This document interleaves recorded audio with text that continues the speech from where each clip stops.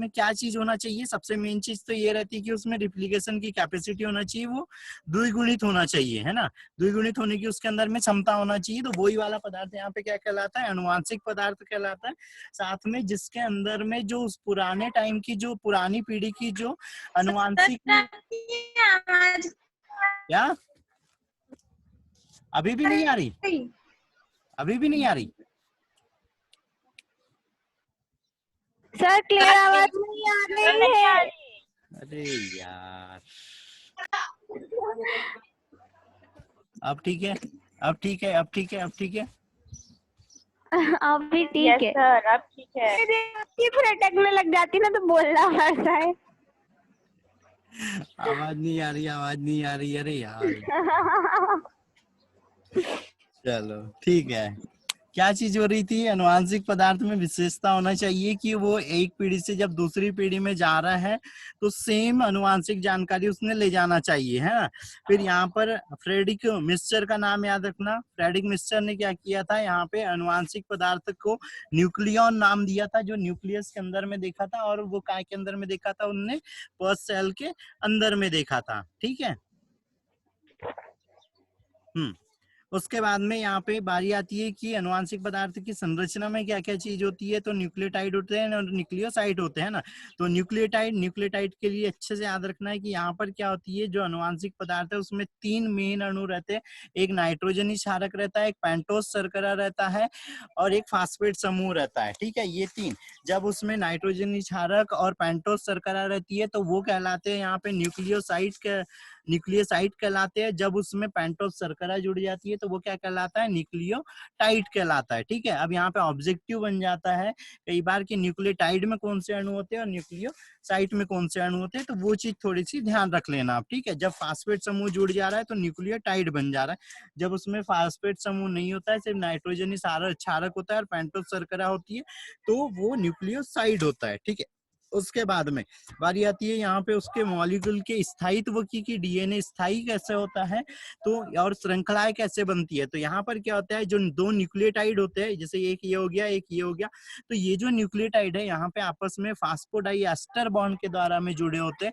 और इस जो यहाँ पे नाइट्रोजनी क्षारक है, इसके नाइट्रोजन से हम कार्बन काउंट करते हैं, ये 5 नाइट्रोजन वाला क्षारक रहता है, और इसके जो 5वां कार्बन रहता है उस पे फास्फेट समूह जुड़ा होता है, जिसके कारण ये स्थायी होता है, ठीक है। उसके बाद में इसके तीसरे वाले कार्बन पे OH समूह रहता है, जिसके द्वारा यहाँ पे नए बॉन्ड्स या जो नई न्यूक्लियोटाइड श्रृंखलाएं रहती है वो आपस में जुड़ते जाती है। जैसे यहाँ पर ये हो गई, तो ये जो 2 न्यूक्लियोटाइड है ये आपस में किसके द्वारा जुड़े हुए हैं, यहाँ पे ये नाइट्रोजनी क्षारक होगी, पेंटोस शर्करा होगी, और ये फास्फेट समूह हो गई। और ये यहाँ पे किसके द्वारा जुड़ा हुआ, फास्फोडाइएस्टर बॉन्ड के द्वारा जुड़ा हुआ है ना। तो जो 2 न्यूक्लियोटाइड की श्रृंखलाएं रहती है वो फास्फोडाइएस्टर बॉन्ड के द्वारा जुड़ी रहती है। फिर 2 न्यूक्लियोटाइड की ये श्रृंखलाएं जो है ये किसके द्वारा जुड़ी रहती है, यहाँ पर ये हाइड्रोजन बॉन्ड रहता है, हाइड्रोजन बॉन्ड से जुड़ी रहती है ना।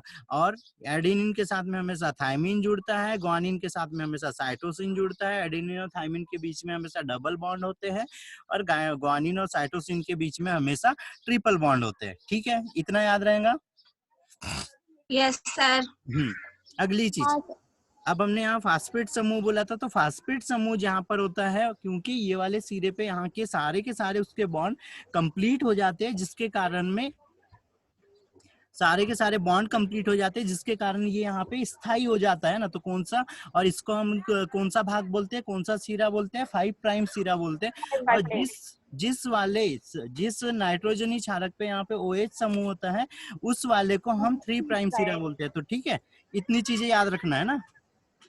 हाँ सर। 5 प्राइम के कारण डीएनए स्थायी होता है, और OH समूह के कारण उसमें अगली जो न्यूक्लियोटाइड श्रृंखला रहती है वो आके जुड़ते रहती है, ठीक है।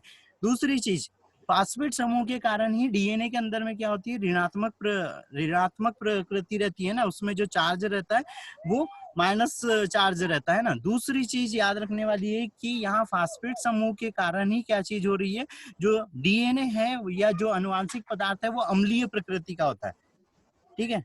यहाँ पे 4 ऑब्जेक्टिव के लायक की चीजें बता दी है,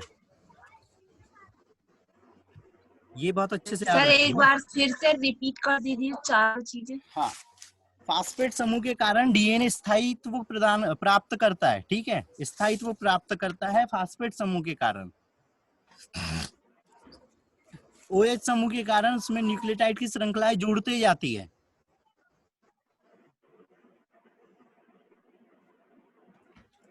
ठीक है, अगला न्यूक्लियोटाइड के कारण दो न्यूक्लियोटाइडों के बीच में फास्फोडाइएस्टर बॉन्ड होता है। फास्फोडाइएस्टर बॉन्ड होता है, ठीक है। दो न्यूक्लियोटाइड श्रृंखलाओं के बीच में हाइड्रोजन बॉन्ड होता है। दो न्यूक्लियोटाइड श्रृंखलाओं के बीच में हाइड्रोजन बॉन्ड होता है,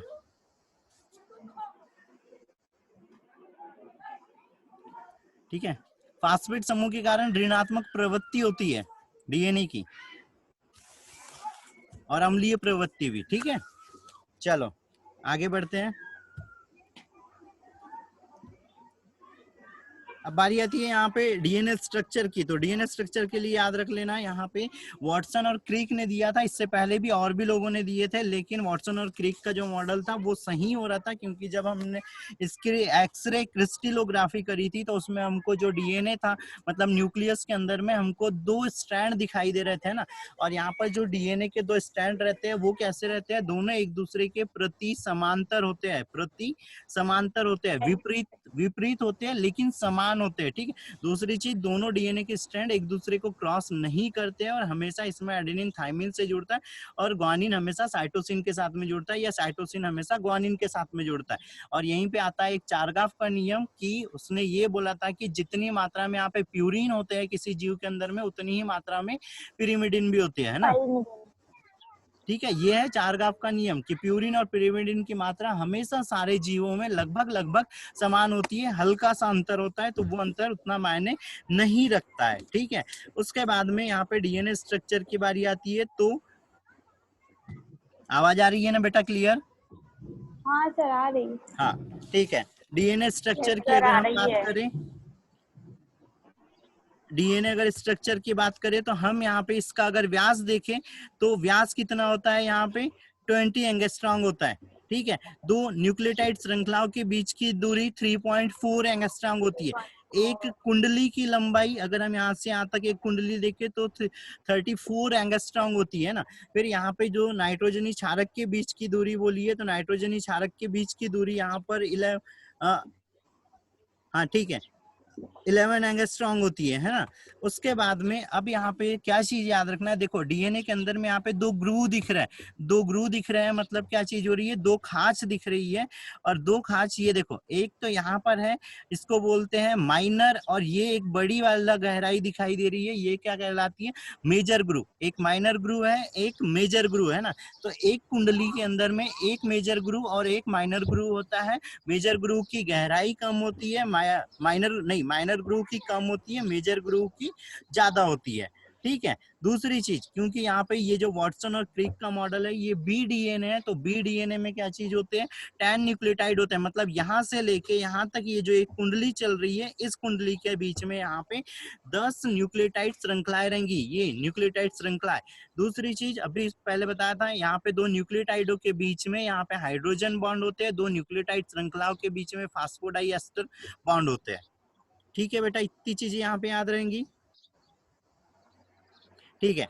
जहां पर दूसरी चीज, जहां पर फास्फेट समूह होता है ना, एक स्ट्रैंड पे फास्फेट समूह होता है, तो यहाँ पर क्या रहना है, 5 प्राइम रहना है। इसी का जस्ट जो अपोजिट वाला सिरा रहेगा उसके ऊपर में 3 प्राइम रहेगा, क्योंकि वहां पर क्या हो जाना, OH समूह ना, और OH समूह ही क्या करता है बेटा, उसको लंबा बढ़ाने का कार्य करता है, ठीक है। ठीक है इतना, यस सर। ठीक है। अब यहाँ पे जितने पॉइंट बोले थे इतने सारे पॉइंट याद रखना है। दूसरी चीज, ये बी डीएनए है, मतलब यहाँ पर क्या चीज हो रही है, 10 न्यूक्लियोटाइड्स है, और उसके अंदर में ये कैसा है, राइट हैंडेड है, मतलब उसमें जो कुंडली के अंदर में जो ऐसा घुमाव हो रहा है ना, वो कैसा हो रहा है, राइट हैंडेड है। मतलब राइट हैंडेड मतलब हम मंदिर की परिक्रमा जिस राउंड में लगाते हैं वो है ना। और जब हम लेफ्ट हैंडेड बोलते हैं तो मतलब एंटी क्लॉकवाइज, जो घड़ी की उल्टी दिशा हो जा रही है वो, और घड़ी की दिशा मतलब राइट हैंडेड है।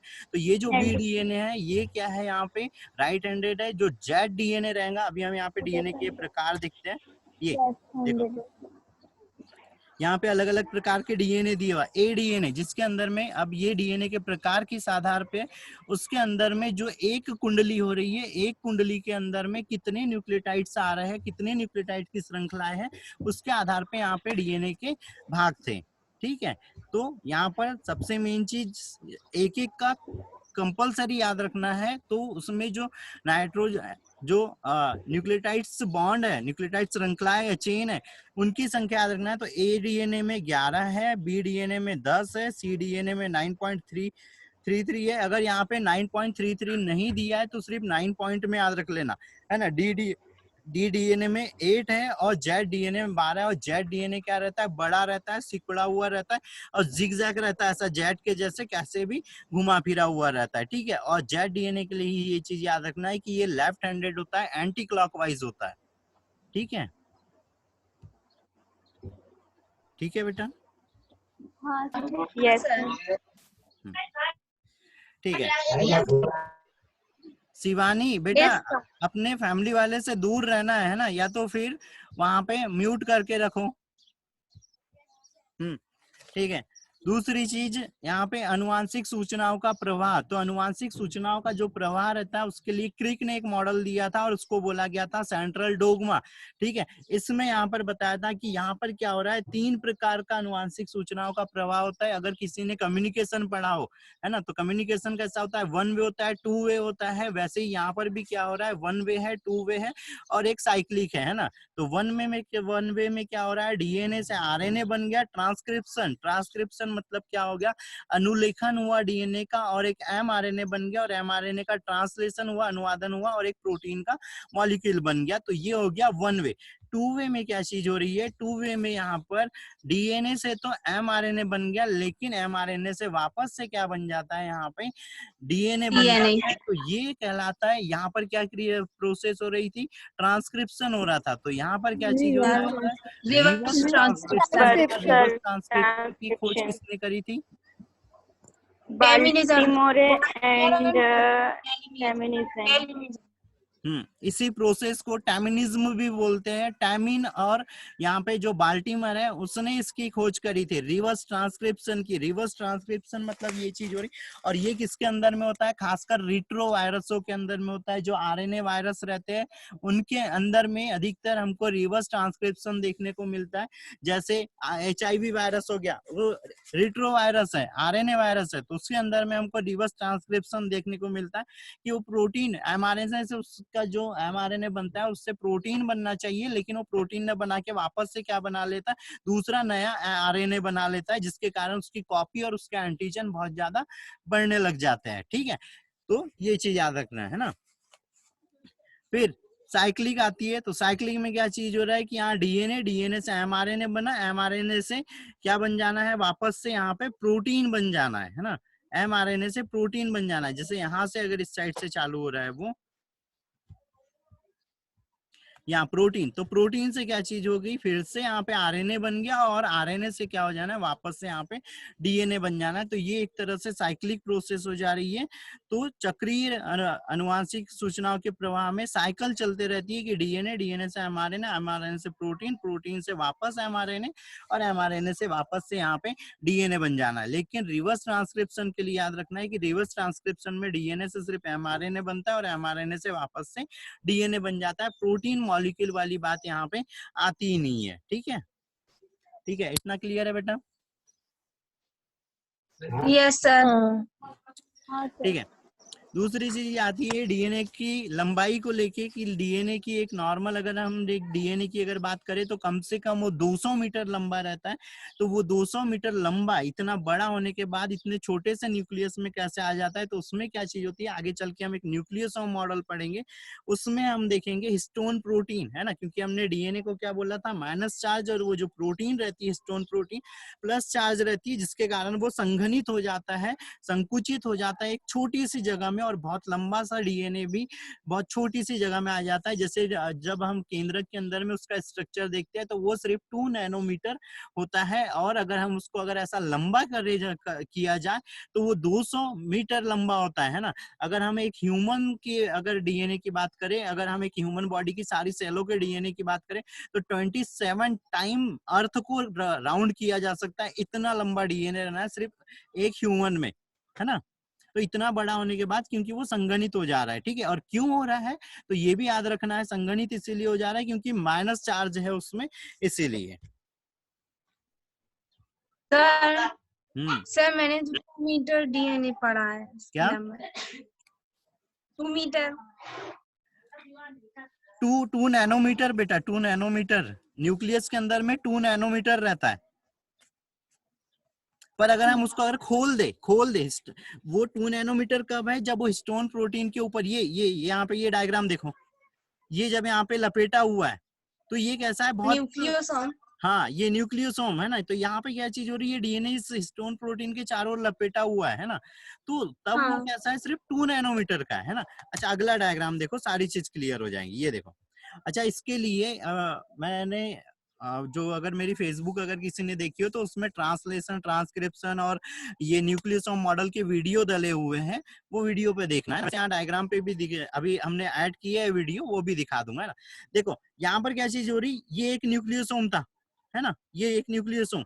यहाँ पे क्या है, ये ऑक्टामर है, न्यूक्लियोसोम का ऑक्टामर है। अब यहाँ पर देखो एक न्यूक्लियोसोम, दूसरा न्यूक्लियोसोम, ये तीसरा, है ना। इसका हम एक और डायग्राम देख लेते हैं, ठीक है। ये हो गया, है ना। उसके बाद ये न्यूक्लियोसोम यहाँ पे जुड़ते गए, है ना। अगला और एक देख लो, ये देखो, ये डीएनए था, ये न्यूक्लियोसोम मॉडल के ऊपर जुड़ा, ये हुआ और संगठित हुआ और संगठित हुआ, ये संगठित हुआ, और ये क्रोमोसोम के अंदर यहाँ एक छोटे से पार्ट में आ गया इतना बड़ा डीएनए।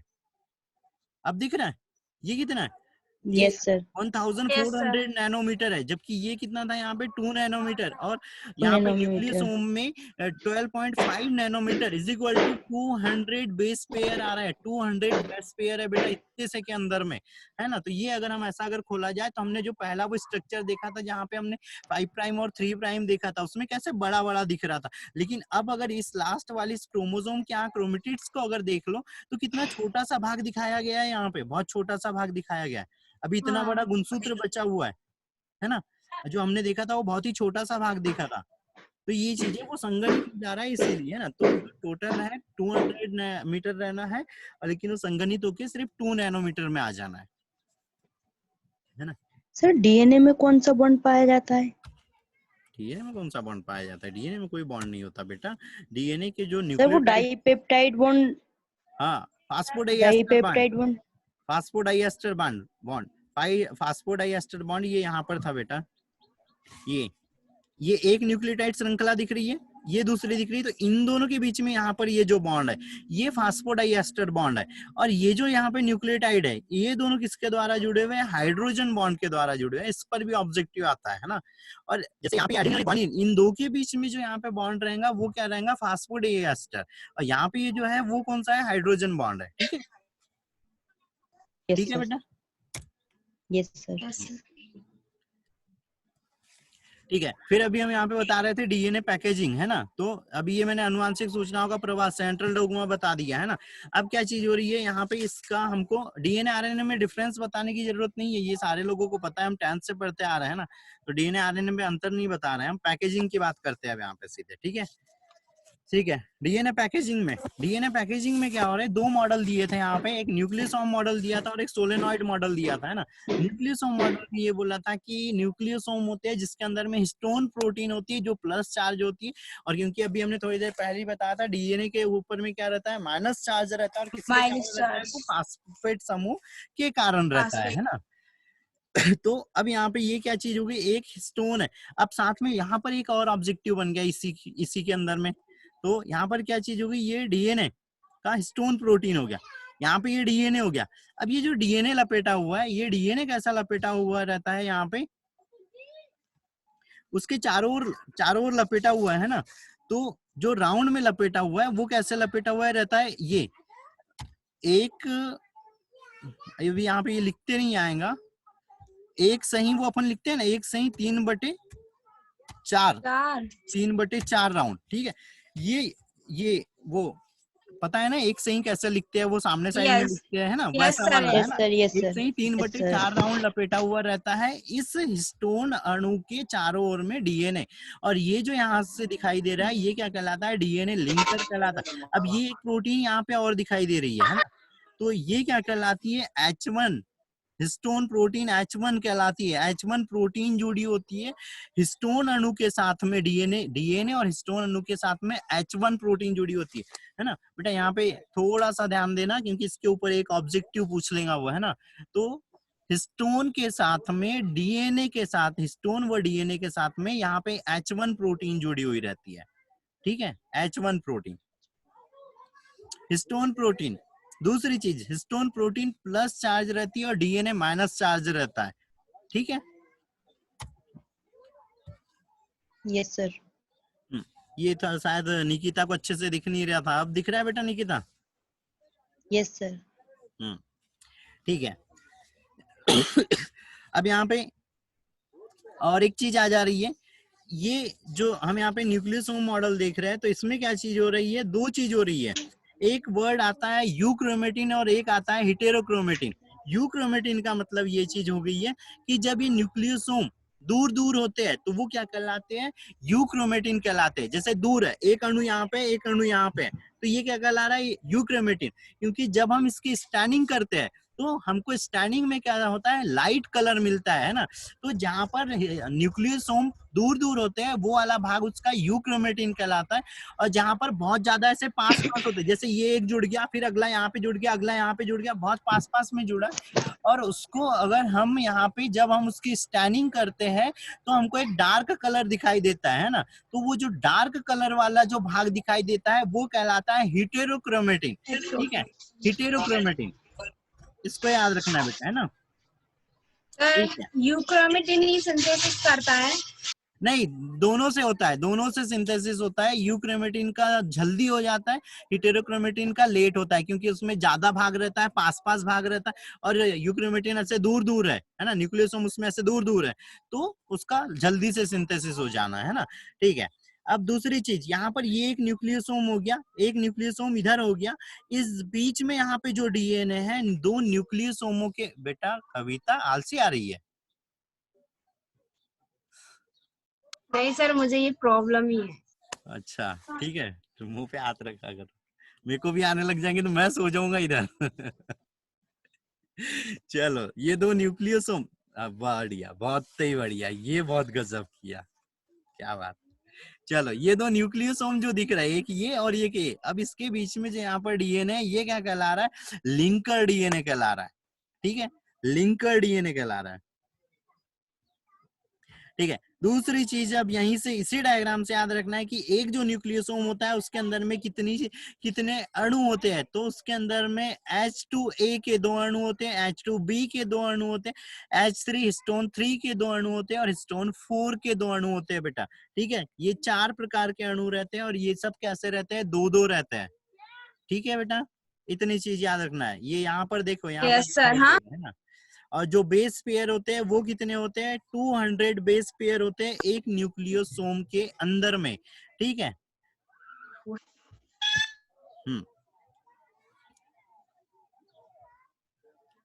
ठीक है बेटा। फिर यहाँ पर ये जो अणु हो जा रहे हैं ना, ये 8 अणु है, तो ये क्या कहला रहे हैं, यहाँ पे ऑक्टामर कहलाते हैं, हिस्टोन ऑक्टामर, ठीक है, या न्यूक्लियोसोम ऑक्टामर कहलाते हैं ना। तो इस वर्डिंग को बेटा याद रखना। फिर जैसे अब अगर मैं यहाँ की अगर बात करूं, तो ये वाला जो दिख रहा है ये क्या है, यूक्रोमेटिन हो गया, और ये वाला जो दिखाई दे रहा है ये कैसा हो गया, हेटेरोक्रोमेटिन हो गया, ठीक है। अब क्लियर समझ आ रहा है? ये जो दूर दूर दिखाई दे रहा है, तो ये वाला भाग कौन सा हो गया, यूक्रोमेटिन हो गया। जो पास पास दिखाई दे रहा है ये हेटेरोक्रोमेटिन हो गया। हेटेरोक्रोमेटिन हुआ है। Yes sir. ठीक है। और यहीं पर यहाँ पर भी और एक चीज याद रखना है, यहाँ पर जो प्रोटीन बनती है वो नॉन हिस्टोन क्रोमोसोमल प्रोटीन कहलाती है। नॉन हिस्टोन क्रोमोसोमल प्रोटीन, जहाँ पर हिस्टोन अणु उपस्थित रहता है, हिस्टोन प्रोटीन रहती है, वो क्या कहलाता है? Histone histone chromosomal protein. Chromosomal और यहाँ प्रोटीन। पर जो नहीं है उसमें, जहाँ पे हिस्टोन अणु नहीं रहते हैं, वहां पर क्या कहलाती है? Non histone chromosomal protein. ये बेटा मैंने बताया था, डायग्राम दिखाई दे रहा था, है ना? जब हम स्कैनिंग करते हैं तो इस तरह से यहाँ पे हमको दिखाई दे रहा है। देखो छोटे छोटे यहाँ पे अणु भी दिख रहे हैं और छोटे से धागे के जैसे संरचनाओं से यहाँ पे जुड़े हुए हैं, है ना? हाँ। ठीक है। ये क्या कहलाते हैं फिर? यहाँ जो धागे के जैसे ये यहाँ पे लिंकर डीएनए कहलाते हैं, और ये जो गोल दिखाई दे रहे हैं वो न्यूक्लियोसोम कहलाते हैं, है ना? हम्म दूसरी चीज, अभी ये हेटेरोक्रोमेटिन यूक्रोमेटिन मैंने अभी बता दिया, है ना? थोड़ी देर पहले ही बताया, है ना? तो इस लाइन को यहाँ पे जिसके पास भी बुक है अंडरलाइन कर लेना बेटा सारे लोग। चलो अगला, अनुवांशिक पदार्थ के लिए यहाँ पे ये वाली चीज थोड़ी सी अलग चीज है, इसके लिए कभी अलग से क्लास लूंगा, उसमें ये चीज बताऊंगा, ये अभी नहीं बता रहा हूँ, ठीक है? बस डीएनए के लिए इतनी चीजें याद रखो कि अनुवांशिक पदार्थ है तो अनुवांशिक पदार्थ की सबसे मेन जो मेन कैरेक्टर होता है वो ये कैरेक्टर होता है कि उसके अंदर में रिप्लिकेशन की कैपेसिटी होती है, और जो भी पेरेंटल जो भी इंफॉर्मेशन रहती है, पेरेंट्स के अंदर की जो भी इंफॉर्मेशन रहती है बेटा, उसको वो एज इट इज नई जनरेशन में ट्रांसफर कर देता है ना? वो ही पदार्थ या जिसके अंदर में ये कैपेसिटी होती है, वो ही पदार्थ यहाँ पे अनुवांशिक पदार्थ या जेनेटिक मटेरियल कहलाएगा, ठीक है बेटा? Okay sir. Yes sir. ठीक है। फिर आरएनए, अब आरएनए के मेरे को प्रकार बता दो, और जिसने प्रकार बता दिया आरएनए के उसको mRNA, tRNA, mRNA, tRNA, tRNA, बिल्कुल बिल्कुल बिल्कुल गलत, बिल्कुल गलत, बिल्कुल गलत है बेटा। सर हमने तो ये सर पढ़े। टाइप पूछे ना? हाँ टाइप ही पूछे बेटा, टाइप ही पूछे। सर यही तो है। RNA। तो यही तो है, SRNA, RRNA, चलो ये tRNA। होमवर्क में छोड़ते हैं, ठीक है? वैसे यहाँ पे मेरे बच्चे हैं क्या? मेरे बच्चे मतलब मेरे बच्चे मतलब सारे मेरे ही बच्चे हो, लेकिन कोचिंग वाले जिनको मैंने 12th पढ़ाई है। हाँ वैशाली है, वैशाली। और कौन है भाई? शिवानी, त्रिवेणी भी है भाई, त्रिवेणी भी है भाई। तुम लोग तो आंसर करो यार, तुम लोगों को तो बताया है आरएनए के कितने प्रकार होते हैं। वैशाली, शिवानी, त्रिवेणी, किसी ने मैसेज किया है? अच्छा, इस mRNA, tRNA, RNA, primer RNA, ना बेटा ना, बिल्कुल गलत है अंकिता, गलत है बेटा। चलो ये होमवर्क में छोड़ते हैं, आरएनए के प्रकार पता करके बताओगे, ठीक है? पता करके बताओगे बेटा। और ये 3 लोग जो आज है ना, ये लोग तो पीटेंगे बेटा जिस दिन मिलोगे उस दिन।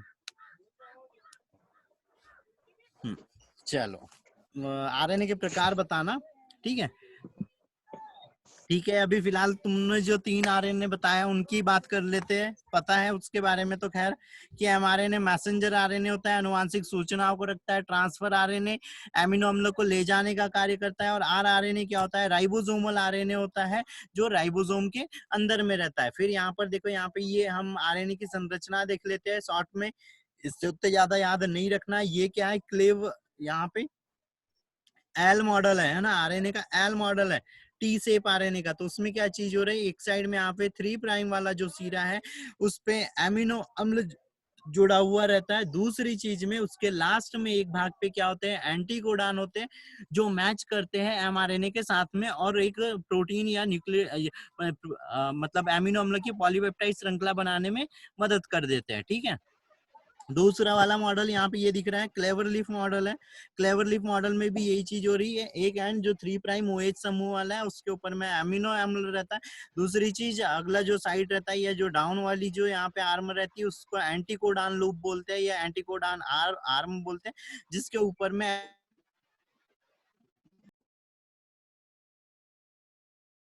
जिसको अरे पता सर है भी आ गए, अब तो बता दो ना। हाँ अब तो सर भी आ गए। राइबोसोमल हो गया डिस्कस, हो गया निकिता। डिस्कस सारे लोगों का? पूछ जी लिया राइबोसोमल आरएनए, एक है सब? राइबोसोमल RNA हो आरएनए। गया ना? सर RNA 2 प्रकार के होते हैं, हम बताएं? हाँ बता दो। 3 प्रकार के होते हैं। नहीं, 2 अरे प्रकार के वो होते हैं। नहीं है, वो नहीं है सर, मना कर रहे हैं। चलो बताओ 2 प्रकार वाला कौन है, पहले ये बताओ। सर वैशाली, हाँ चलो बताओ। जेनेटिक आरएनए और नॉन जेनेटिक आरएनए। हाँ बेटा, पहले ये होता है जेनेटिक आरएनए और नॉन जेनेटिक आरएनए। और जेनेटिक आरएनए वो होता है जो वायरसों के अंदर में होता है, जो अनुवांशिक सूचनाओं को एक स्थान से, मतलब एक जनरेशन से सेकंड जनरेशन में ले जाता है, वो होता है जेनेटिक आरएनए। और नॉन जेनेटिक आरएनए फिर उसके हैं 3 प्रकार, टीआरएनए, एमआरएनए और आरआरएनए। ये है, RRNA। हाँ ये होते हैं आरएनए के प्रकार। ठीक है, नॉन हमने जेनेटिक तो कभी आरएनए पढ़े तीनों। ही नहीं। हाँ पढ़ाया ही नहीं है बेटा, बात ये हो जाती है, हमारे सर ने पढ़ाए ही नहीं, 3 ही पढ़ाए थे बस। पता है। हमें भी 3 ही पढ़ाए। हाँ तो बेटा अब याद रख लेना, आरएनए 2 प्रकार के होते हैं, जेनेटिक आरएनए और नॉन जेनेटिक। जेनेटिक में वो वाले आ जाते हैं जो जेनेटिक इंफॉर्मेशन ले जा रहे हैं, और ये जो तीनों है ना, ये तीनों नॉन जेनेटिक आरएनए है ना बेटा। क्योंकि यस सर। इसमें क्या चीज हो रही है, ये आरएनए है, काम कर रहे हैं ये भी, लेकिन बात ये है कि ये जेनेटिक नहीं है, एक पीढ़ी से दूसरी पीढ़ी में नहीं जा रहा। जैसे टीआरएनए बोल रहे हैं, तो टीआरएनए का फॉर्मेशन कब हो रहा है, जब यहाँ पे ट्रांसलेशन और ट्रांसक्रिप्शन की प्रोसेस की जब जरूरत हो रही है उस सेल को, तब हो रहा है। आरआरएनए का यहाँ पे फॉर्मेशन कब हो रहा है, जब राइबोसोमल आरएनए, जब राइबोसोम का निर्माण हो रहा है ना। और एमआरएनए कब बनता है, जब ट्रांसलेशन होता है, मतलब प्रोटीन सिंथेसिस की जब प्रोसेस चालू होती है या सेल डिवीजन करने लगती है, तो उस टाइम में यहाँ पे एमआरएनए बनता है। और जब इनका काम खत्म हो जाता है, ये विघटित हो जाते हैं। हाँ, सबसे अगर स्थायी कोई आरएनए है तो वो क्या है, यहाँ पे आरआरएनए सबसे स्थायी रहता है, क्योंकि जब तक राइबोसोम रहता है तब तक ये आरएनए उपस्थित रहता है, और उसके बाद में ये विघटित हो जाता है ना। और टीआरएनए और एमआरएनए ये कैसे रहते हैं, अस्थायी रहते हैं, बहुत जल्दी विघटित होते हैं। और सबसे पहले तो एमआरएनए विघटित होता है ना, और टीआरएनए सेकंड नंबर पे आता है ना, क्योंकि उस एक टीआरएनए हो गया, वो एक एमिनो अम्ल को लेके आ गया, फिर वो जाएगा कोशिका द्रव्य में, वो वीडियो देखना, फिर वो टीआरएनए वापस से निकलेगा और दूसरा एमिनो अम्ल लेके वापस से आ जाता है। तो सर टीआरएनए थोड़ी धीरे बोलिए, समझ नहीं आ रहा। फर्स्ट पे आता है, और जो एमआरएनए रहता है वो सबसे फर्स्ट पे आता है, कि सबसे अस्थायी और विघटनशील जो होता है वो एमआरएनए होता है बेटा। हाँ सर। ठीक है, फिर बारी आती है यहाँ पर रिप्लिकेशन की, है ना। तो रिप्लिकेशन में क्या चीज हो रही है, उसकी कॉपी तैयार होती है, और इसमें जो सेमी कंजर्वेटिव मेथड है ना, अर्ध संचारी विधि, अभी हम इसको अब कल डिस्कस करेंगे, बस थोड़ा सा कर लेते हैं, है ना। जो अर्ध संचारी विधि रहती है, अर्ध संचारी विधि में क्या चीज हो रही है, एक जो स्टैंड, जैसे यहाँ पे देखो ये एक पुराना डीएनए है जिसके 2 स्टैंड। अच्छा एक चीज बता दे रहा हूँ, 3 मिनट बचे हुए है ना, ठीक है। यहाँ पे ये जो एक डीएनए, इसके 2 स्ट्रैंड बन रहे हैं ना, इसके ऊपर यहाँ पे देखो ये जो नया डीएनए बन रहा है, इसमें एक रेड है और एक ब्लू है, मतलब एक यहाँ पे पुराना स्ट्रैंड है और एक नया स्ट्रैंड है। तो जो सेमी कंजर्वेटिव मेथड है उसके अंदर में जो डीएनए का रिप्लिकेशन होता है वो कैसा होता है, एक पुराना वाली, मतलब पुराना स्ट्रैंड रहता है और एक न्यू स्ट्रैंड रहता है ना। क्यों, क्योंकि इसी के कारण क्या होती है, नई वेरिएशंस आने के चांसेस रहते हैं, उसमें नई चीजें हमको देखने को मिल सकती है। और यही चीज होती भी है, अगर मान लो पुराना ही डीएनए बन जाता तो जिसे भी जो भी अनुकूलन होता बेटा, वो अनुकूलन नहीं हो पाता, कोई नया लक्षण हमको देखने को नहीं मिलता है ना। इसीलिए जो सबसे मान्य विधि है वो सेमी कंजर्वेटिव मेथड है। ठीक है बेटा, इसके बारे में फिर हम कल और देखेंगे। ओके सर, ठीक है सर। ठीक है, आज के लिए इतना ही काफी है। हाँ यस सर। मॉर्निंग तक यहाँ तक और भी चीजें पढ़ लो, और मॉर्निंग में क्लास ज्वाइन करने से पहले मेरे को मैसेज कर देना कि क्या डाउट है, ठीक है। Okay sir, doubt thank you sir. Yes sir. चलो ठीक है, गुड डे बेटा सभी को। Thank you sir. वेलकम। हाँ बोलो, बोल सकते हो बेटा, वैसे 1 मिनट बचा है अभी, कोई अगर कुछ बोलना चाहता है तो बोल दो, या तो फिर ठीक है, हो गया।